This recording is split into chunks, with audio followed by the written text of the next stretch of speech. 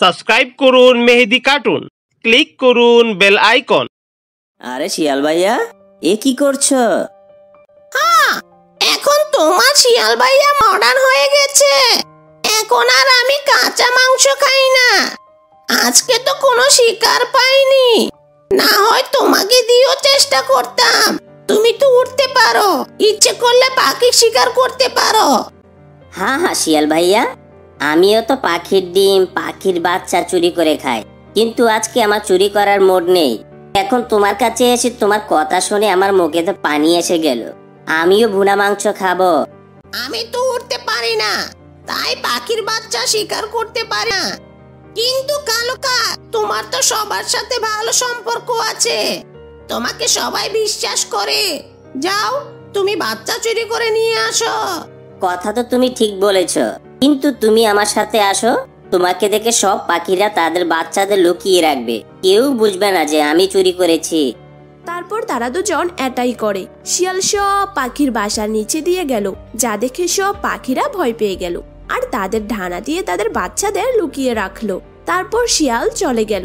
লতা তখন বলল, শিয়াল চলে গিয়েছে, এখন আমি খাবার দানা খুঁজতে যাই। এই কথা বলে লতা খাবার দানা খুঁজতে চলে গেল, কিন্তু কালো কাক লুকিয়ে সব কিছু দেখছিল। লতা যখনই তার বাসা থেকে চলে গেল, ঠিক তখনই কালো কাক লতার বাচ্চাকে নিয়ে সেখান থেকে চলে গেল। শিয়াল ভাইয়া, কেমন লাগলো আমার আইডিয়া? তুমি তো আমার থেকেও বড় শয়তান। দাও দাও, এটাকে আমি রোস্ট বানিয়ে ফেলি। তারপর শিয়াল ও কালো কাক লতার বাচ্চাকে ভুনা করে খেয়ে ফেলে। বাহ বাহ শিয়াল ভাইয়া, এত স্বাদ! আমি তো ভুলেই গিয়েছিলাম যখন দানা খুঁজে খেতাম। আসল মজা তো এইসব খাবারে। ঠিক আছে, আজকের খাবার তো হয়ে গেল। এইবার থেকে তুমি রোজ এইভাবে চুরি করে আনবে, আর আমি ভুনা করব, আর দুজন মিলেই খাবো। শিয়াল এরকম একজন পাখির খোঁজে ছিল, যে তাকে প্রতিদিন খাবারে সাহায্য করবে। তারপর রাত হয়ে গেল, কালো কাক তার জঙ্গলে চলে গেল। এদিকে যখনই সকাল হলো, লতা কান্না করতে করতে বলল, খারাপ শিয়াল আমার বাচ্চাকে নিয়ে খেয়ে ফেলেছে। নিশ্চয়ই সে গাছে উঠেছে, কেউ আমাকে সাহায্য করেনি।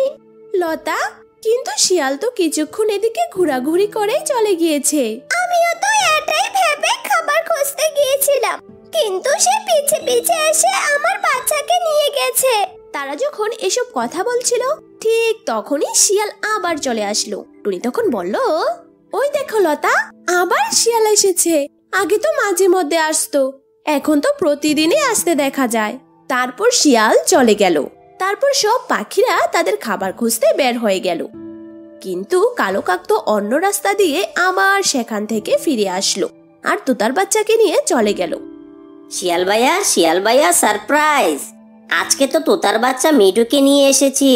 যদি আমরা দুজন মিলে পুরো জঙ্গলের পাখিদের খেয়ে ফেলি, তাহলেও কেউ বুঝতে পারবে না।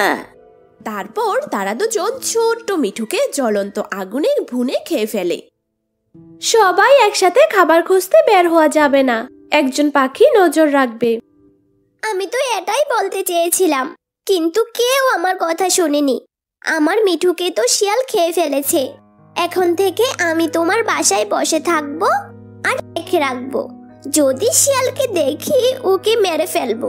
প্রয়োজনে আমিও মরে যাব। আমি বেঁচে থেকে আর কি হবে? তোতা, আমি তোমার কষ্ট বুঝতে পেরেছি।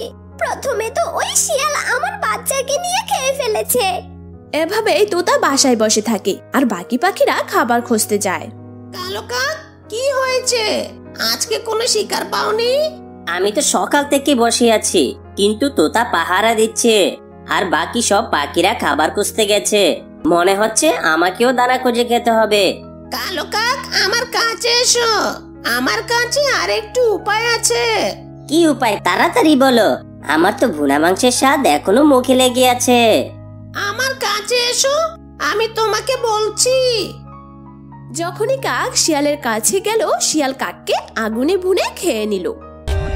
For more updates, subscribe to our channel, click the show links and enjoy watching the videos.